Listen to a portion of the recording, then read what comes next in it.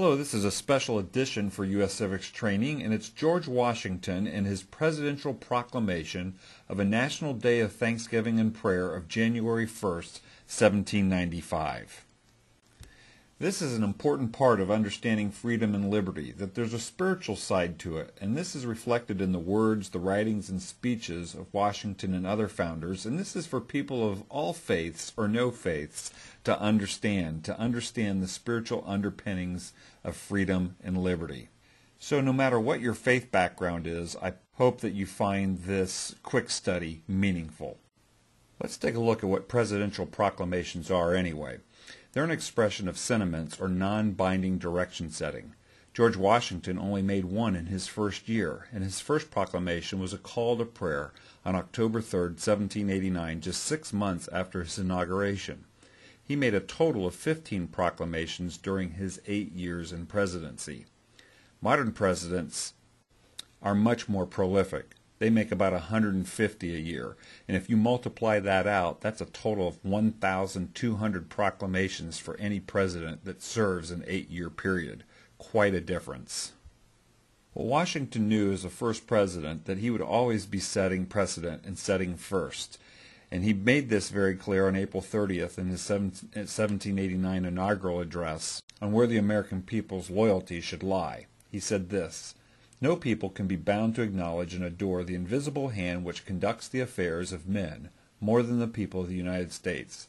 Every step by which they have advanced to the character of an independent nation seems to have been distinguished by some token of providential agency." And we explore his inaugural address in detail at uscivicstraining.org.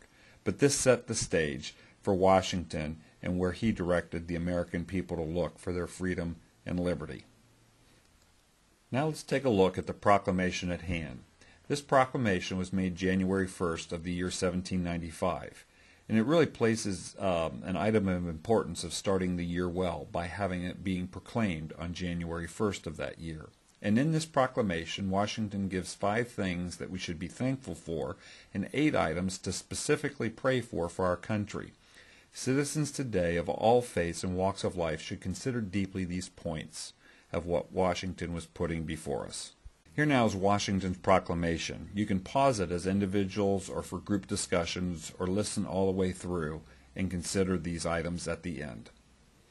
When we review the calamities which afflict so many other nations, the present condition of the United States affords much matter of consolation and satisfaction.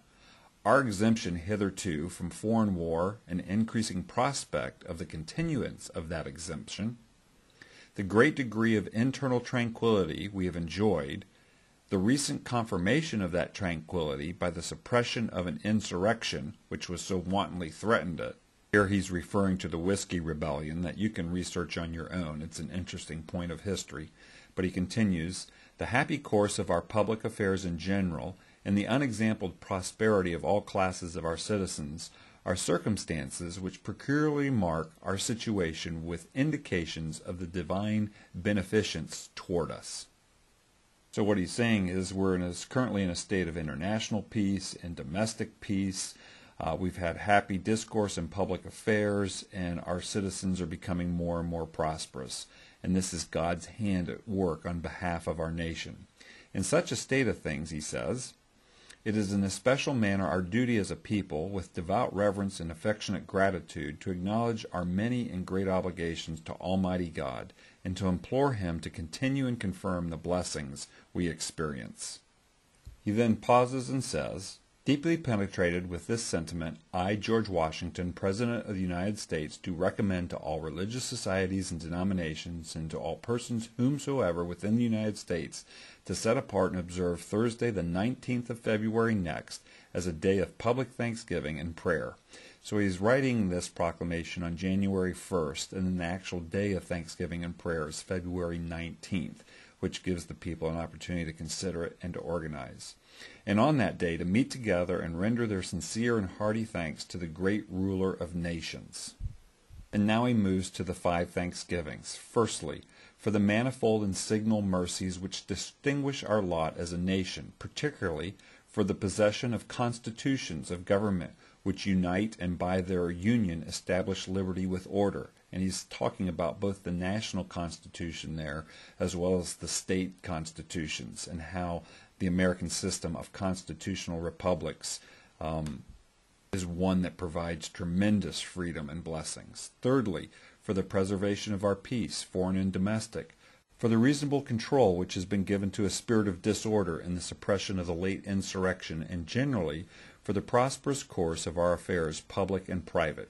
And then he transitions, and at the same time, humbly and fervently to beseech the kind author of these blessings graciously to prolong them to us. And then he moves into 8 prayer requests, to imprint on our hearts a deep and solemn sense of our obligations to him for these blessings, to teach us rightly to estimate their immense value, to preserve us from the arrogance of prosperity and from hazarding the advantages we enjoy by delusive pursuits,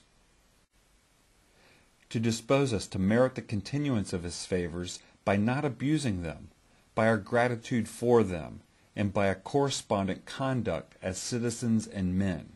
Fifthly, to render this country more and more safe and propitious asylum for the unfortunate of other countries. Sixthly, to extend among us true and useful knowledge, to diffuse and establish habits of sobriety, order, morality, and piety, and finally, to impart all the blessings we possess or ask for ourselves to the whole family of mankind. Each of these 5 thanksgivings and 8 prayer requests are well worth pondering.